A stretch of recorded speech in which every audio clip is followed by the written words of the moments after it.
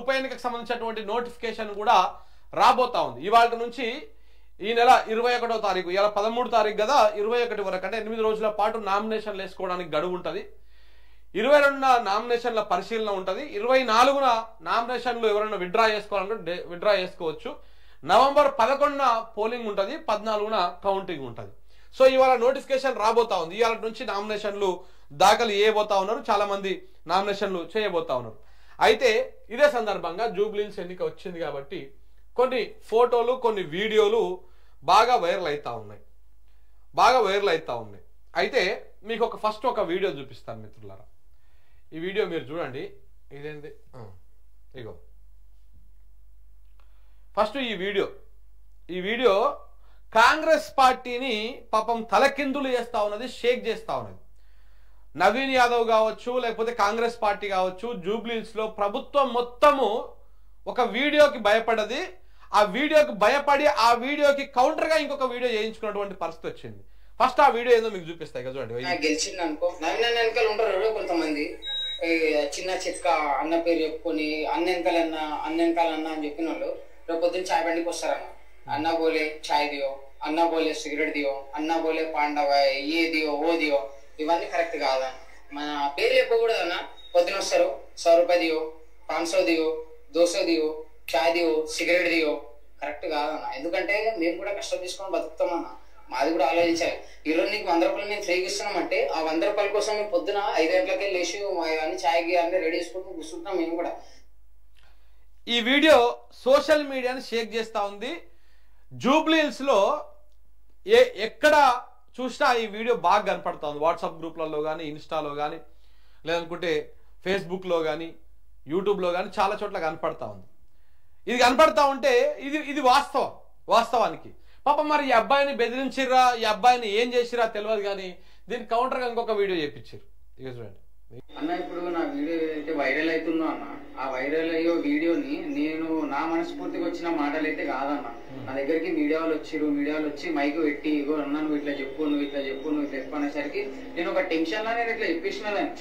నేను మరీ అన్న గురించి ఇంత బ్యాడ్ గా పోర్ట్రేట్ చేస్తాడని నేను అనుకోలేదు. ఏదో చెప్పమంటే సరే అని చెప్పి మాట్లాడిన. వాళ్ళ దగ్గరకు వచ్చి చెప్పమని చెప్పినా కానీ నా మనస్ఫూర్తిగా వచ్చిన మాటలు అయితే కాదు. ఎందుకంటే మేము ఇక్కడ చిన్నప్పటి నుంచి అన్నని చూసిన వాళ్ళం. అన్న ఎడ్యుకేటెడ్ పీపుల్ అన్న ఎలా చేస్తాడు ఏందనేది మాకు కూడా తెలుసు. బట్ వీళ్ళు వచ్చేసరికి మన దగ్గరికి వీళ్ళు మైక్ ఇట్లా పెడుతున్నారు. మైక్ ఇట్లా పెట్టి మాట్లాడు ఇట్లా చెప్పు అని చెప్పేసరికి నేను సరే ఇలా అడుగుతారు కదా, నేను వైరల్ చేస్తా, నువ్వు ఫేమస్ అయిపోతావు, మరి అది ఏ పార్టీ నుంచి వచ్చిందో లేకపోతే ఎవరైనా పర్సనల్ గా చేయించారో మనకు తెలియదు. ఇక్కడ వచ్చేసరికి అన్న గురించి గలీజ్గా చెప్పమంటే నేను ఏదో చిన్న చిత్క అన్నట్టు చెప్తే దాని గురించి వాళ్ళు చాలా బ్యాడ్ గా తీసుకున్నారు. ఇన్స్టాగ్రామ్ రీల్ ఓపెన్ చేస్తే చాలు రౌడీ షీటర్ నవీన్ యాదవ్ అన్న నేను చెప్పింది ఒకటైతే మీరు ఇంకోలాగా వేసుకొని బ్యాడ్ గా ప్రొటెక్ట్ చేయడం, ఒక మనిషిని ఇట్లా చేసిరన్న. నా తప్పైతే ఇంట్లో ఏం లేదన్న. అన్న అయితే మంచివాడే, మనకు అన్న గురించి అయితే తెలిసిందే. బట్ సో ఇట్లా ఆ వీడియోకి కౌంటర్ గా ఒక వీడియో చేయించుకున్నారు. ఈ వీడియో మన ఛానల్లోనే వచ్చింది. ఇది న్యూస్ లైన్ లోగో స్పష్టంగా కనపడతా ఉంది. మనం ఎవరితోని కూడా మనం పబ్లిక్లోకి వెళ్ళినప్పుడు మీరు ఇట్లా మాట్లాడండి అనేటువంటి దాఖలాలు ఎక్కడ కూడా ఉండవు, ఛాన్సే లేదు. మీరు క్రాస్ చెక్ కూడా చేయించవచ్చు. ఆ వీడియో అతను ఇన్యాచురల్ గా మాట్లాడేసాడు. అతని దగ్గర మన వాళ్ళు వెళ్ళినప్పుడు ఛాయ్ తాగుకుంటా అతను మాట్లాడిండు, అయిపోయింది. అది ఈ అబ్బాయి కూడా మనల్ని మరీ అడిగిన రిపోర్టర్ని కూడా మీరు ఏమన్నా ప్రొవోక్ చేసిర్రా అతన్ని, మీరు ఏమన్నా అది చేసిరా అని చెప్పేసి మన వాళ్ళు ఏం చేయలే, మాట్లాడిండు. కానీ నవీన్ యాదవ్కు మరి ఇన్నేచురల్ గా ఉన్నటువంటి అలవాట, లేకపోతే ఆయన అనుచరులకు ఇన్నేచురల్ గా ఉన్నటువంటి అలవాట, వెంటనే దానికి కౌంటర్ వీడియో వచ్చింది. ఈ కౌంటర్ వీడియో రావడానికి, ఈ వీడియో వైరల్ అయినాక ఈ వీడియో రావడానికి మధ్యలో ఏం జరిగింది అనేది జూబ్లీహిల్స్ ప్రజానికం ఆలోచన చేసుకోవాలి. ఒక వ్యక్తి తన అభిప్రాయాన్ని స్వేచ్ఛగా చెప్పుకునేటువంటి పరిస్థితి కూడా జూబ్లీహిల్స్ లో ఇప్పుడే లేకపోతే రేపు ఎన్నికల్లో మీరు సపోర్ట్ చేస్తున్నటువంటి వాళ్ళు లేకపోతే ఇంకెవరో గెలిస్తే రేపు ఎలా ఉండబోతా ఉంది, ఏ రకంగా ఉండబోతా ఉంది? ఈ బెదిరింపు ధోరణులు ఈ రకమైనటువంటివి ఇప్పుడు ఎన్నికల ముందే చెప్తే ఎలా? ఒక అబ్బాయి తన అభిప్రాయం అభిప్రాయాన్ని చెప్పి ఆ అభిప్రాయము ప్రజల్లో తిరుగుతూ ఉన్నది. ఏదైనా సరే అది వైరల్ అవుతున్నది అంటే దానిలో ఎంతో కొంత ఉంటేనే నడుస్తుంటది. దాని మీద కౌంటర్గా వచ్చే పరిస్థితి వచ్చింది అంటే పాపం ఈ అబ్బాయిని ఎంత ఇబ్బంది పెట్టుంటారు. ఎవరు ఇబ్బంది పెట్టుంటారు, ఏ రకంగా ఇబ్బంది పెట్టుంటారు, ఇవన్నీ మనం ఒకసారి ఇమాజిన్ చేసుకోవచ్చు. ఈ వీడియో వైరల్ అవుతుందని చెప్పేసి దానికి కౌంటర్గా పాపం వాంతో ఆ అబ్బాయితోటి మళ్ళీ నవీన్ అన్న చాలా మంచోడు, మంచి ఎడ్యుకేటెడ్, ఆయన రౌడీ షీటర్ కానే కాదు, ఆయన మీద ఒక కేసు లేనే లేదు అని చెప్పేసి ఒక వీడియో చేపించారు. చేపించుకుంటే ప్రాబ్లం ఏం లేదు, మనకేం అభ్యంతరం కూడా లేదు.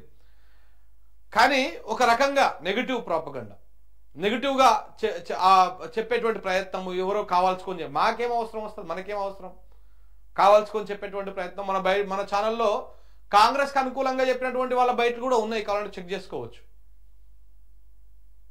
ఏంటంటే ఇలాంటి వ్యవహారమే వాళ్ళ నేచర్ని, ఏ రకంగా వాళ్ళ ఆలోచన ఎట్లా ఉన్నదో, వాళ్ళు ఏ రకమైనటువంటి వృత్తి వాళ్ళ బెదిరింపు ధోరణి ఎట్లా ఉన్నదో అర్థమైపోతా ఉంది. సో కాబట్టి ఈ బెదిరింపు ధోరణి దీనికి మీరు పాల్పడకండి. దయచేసి మీ అసలు స్వరూపాన్ని బయట పెడుతుంది. ఇలా మీరు మేము తెచ్చినటువంటి బయటలకు కౌంటర్గా చేపించిర్రు అంటే 100% అది ఏమీ డౌట్ లేదు, మీ అసలు స్వరూపాన్ని బయట పెట్టుకుంటున్నట్టే మీరు బెదిరించే కార్యక్రమాలకు పాల్పడితే. సో కాబట్టి ఇలాంటి పిచ్చి ప్రయత్నాలు చేయకుండా చాలా మంది పెడతా ఉన్నారు, ఇది మీ బయటే, ఇది మీ బయటే, ఇది మీ బయటే అని. మనకేం అవసరం వస్తుంది, మనకేం సంబంధం ఉంటుంది దేనికి? ఈ వీడియో వైరల్ అవుతుందని, ఈ వీడియో వైరల్ అయింది తర్వాత జూబ్లీస్లో న్యూస్ లైన్ కొంత గ్రౌండ్లో తిరుగుతా ఉన్నది, ఇవన్నీ చేస్తున్నాను చెప్పేసి మొన్న హడావుడిగా ఏదో ఒక రకంగా ఇరికియాలి, ఏదో రకంగా జైల్లో వేయాలి, అరెస్టు చేయాలని చెప్పేసి ఏదో అరెస్టుకు ప్రయత్నాలు చేసి కోర్టు చేత చీవాట్లు పడలేదా? సో కాబట్టి ఇలాంటి పిచ్చి ప్రయత్నాలు చేయకండి. ప్రజలకు స్వేచ్ఛగా ఓటేసుకునే అవకాశం ఇవ్వాలి, ప్రజలకు స్వేచ్ఛగా మాట్లాడుకునే అవకాశం ఇవ్వాలి. రాహుల్ గాంధీ గారేమో రాజ్యాంగాన్ని చేతిలో పట్టుకొని ఈ రాజ్యాంగాన్ని మేము కాపాడుతాము, మేము ప్రేమ దుకాణాలు తెరుస్తాము, ఆ దుకాణంలో మీరు విహరించవచ్చు అని చెప్పేసి ఏమో రాహుల్ గాంధీ చెప్తాడు. తెలంగాణ రాష్ట్రంలో కాంగ్రెస్ పార్టీ వెళ్తున్నటువంటి రాష్ట్రంలో మాత్రం మాట్లాడడానికి స్వేచ్ఛ లేదు. ఒక అబ్బాయి, ఒక జూనియర్ ఆర్టిస్టు, ఒక టీ కొట్ట అబ్బాయి, ఆయన మాట్లాడితే ఆ మాట్లాడే స్వేచ్ఛ లేకుండా మళ్ళీ వెంటనే ఆయనను బెదిరించో, ఆ కుటుంబాన్ని బెదిరించో, మళ్ళా బలవంతంగా వేరే స్టేట్మెంట్ ఇప్పించేటువంటి ప్రయత్నం. మనలాంటి వాడు ఎవడైనా మాట్లాడుతూ ఉంటే వాళ్ళని ఎన్నికలు అయిపోయినాక ఎట్లా చేసి క్లోజ్ చేయాలి, ఎట్లా చేసి మ్యూట్ చేయాలనేటువంటి ప్రయత్నం. ఈ పిచ్చి ప్రయత్నాలన్నీ ఆపేసేయండి దయచేసి. ఇప్పుడు ఒకవేళ ఒక్కరిని ఆపేస్తే మొత్తం అందరిని ఆపేయలేవు కదా, మీడియాలని లేకపోతే జనం అందరినీ ఆపేయలేవు కదా. సో కాంగ్రెస్ పార్టీ కొంత మరి అధికారం శాశ్వతమనో లేకపోతే ఇంకేదో శాశ్వతం అనేటువంటి భ్రమల్లో ఉండకుండా కొంత గ్రౌండ్కు రావాల్సినటువంటి అవసరం కూడా ఉంటుంది.